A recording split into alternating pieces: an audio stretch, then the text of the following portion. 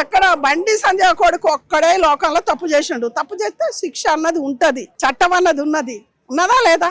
వాడు తప్పు చేస్తే శిక్ష వాళ్ళ తండ్రి కాదు, ఎవడు అడ్డం వచ్చినా ఆగది, శిక్ష అన్నది వేస్తుంది. బండి సంజయ్ మీద మీరు టార్గెట్ పెట్టిందని దేశం మొత్తం అనుకుంటానే ఉన్నారు.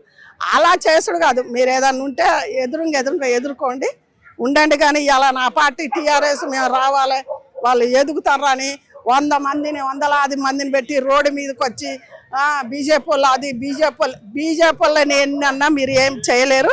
మళ్ళీ నెక్స్ట్ బీజేపీ వస్తుంది. మీరు బీజేపీ వస్తారు, మీరే చూడండి. ఎందుకంటే ఇట్లా దొంగ రాజకీయాలు అయితే పక్క సైడ్ మీరే పోతారు, వాళ్ళే పైకొస్తారు. అది ఒక్కటే మాట్లాడుతున్నా నేను. ఎందుకంటే బండి సంజయ్ గారిని ఎంతమంది ఎన్ని మాటలతోటి చిత్రవద చేశారో ప్రజలకే. అంటే బండి సంజయ్ మాకేం కట్టలు కట్టేయలేదు, ఏం కాదు, ఉన్నదే మాట్లాడతాం మేము. ఎందుకంటే మేము ప్రజలు ఓటేసిన వాళ్ళకి ప్రతి ఒక్కరికి హక్కు ఉంది మాట్లాడడానికి.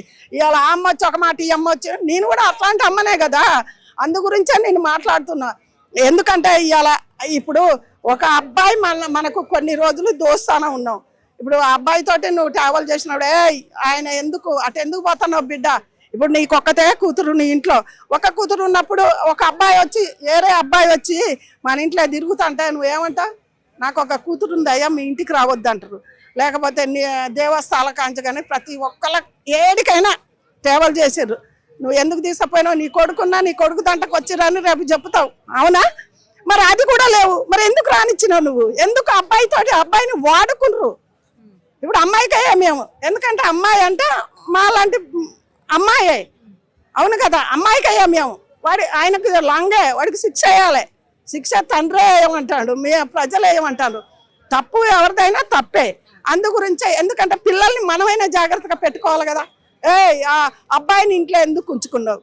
ప్రతిదీ చేపించుకున్నావు, దేవుళ్ళ కాడికి జట కాడికి అన్నిటికీ. నీ బిడ్డ ఒక్కతే ఉంటుంది, నా బిడ్డ వయసు పిల్ల, ఈ పిల్లగాన్ని వస్తే తప్పు కదా. రేపు నా బిడ్డ మీద ఏదన్నా అవుతుందేమని ఒక్కసారి ఆలోచన లేదా తల్లిదండ్రులకి? ఇవాళ ఎవరో మాటలు నువ్వు పెట్టి కేసు అని మీ దాంట్లో మీకు ఏదో ఇరుభేదాలు వచ్చి పెట్టిర్రు. పిల్లగాని తప్పైతే శిక్ష వేయాలి, మేము కూడా అంటాం, ప్రతి ఒక్కళ్ళం అంటాం. పిల్లగాని తప్పైతే శిక్ష వేయాలి. కానీ ఆమె కోర్టు కాడ వచ్చి తల్లిదండ్రిని కూడా అడుగుతారు.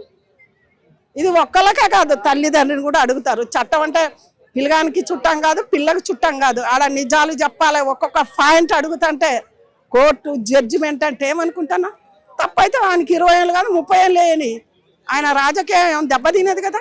అందు గురించి అంటున్నా, ఆ పిల్లకు కూడా న్యాయం జరగాలని మేము కోరుకుంటున్నా. ఆ తల్లిదండ్రులు కూడా అలా అబ్బాయిని మీ ఇంటి చుట్టూ తిప్పించుకున్నారు. ఇప్పుడు వీళ్ళు ఫ్యామిలీ ఫ్రెండ్ కాదు, అబ్బాయితోటే ఒక్కనితోటే దోస్తాన్ని ఎట్లా చేసిండ్రు? బండి సంజయ్ ఫ్యామిలీతో లేదు కదా, అవునా కదా? మరి ఆ అబ్బాయితోటే చేసుకున్నాడు. కొన్ని రోజులు 6 నెలలు 5 నెలల బట్టి మీరు దోస్తానగా ఉన్నారు. ఒక అక్క తమ్ముడికి ఉండొచ్చు, ఒక ఫ్రెండ్స్ లాగా ఉండొచ్చు, మేము తప్పను. నీ ఇంట్లో ఒక ఆడపిల్ల ఉన్నప్పుడు అతన్ని ఎందుకు రానిచ్చినావు? వాడు అన్ని అలవాట్లు ఉన్నాయి, మంచోడు కాదు. లంగాని మన ఇంటికి రానిచ్చుకుంటామా? తల్లిదండ్రులు కూడా ఇలా తప్పే, అలాంటివి చేయకూడదు, జరగకూడదు. రేవంత్ రెడ్డి ఎన్ని మాట్లాడినా ఎన్ని ఇచ్చినా 10 ఏళ్ళు కాదు 20 ఏళ్ళు అయినా మళ్ళీ వస్తుందో రాదో అది మనకు తెలియదు.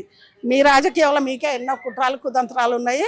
సీతక్క, బండి సంజయ్ ఏం తప్పు చేయలేదు. సీతక్క నువ్వు చంపవందానికి ఆయన కుంభకోళం చేసి దేశాన్ని దోసగా తిన్నోళ్ళని వాళ్ళని చెయ్యి, ఏం కాదు. మేమే నీకంటే ముందు మేం వస్తాం, నీకు పెద్ద సపోర్టింగ్, నీ పెద్ద ఫ్యాన్ నేను.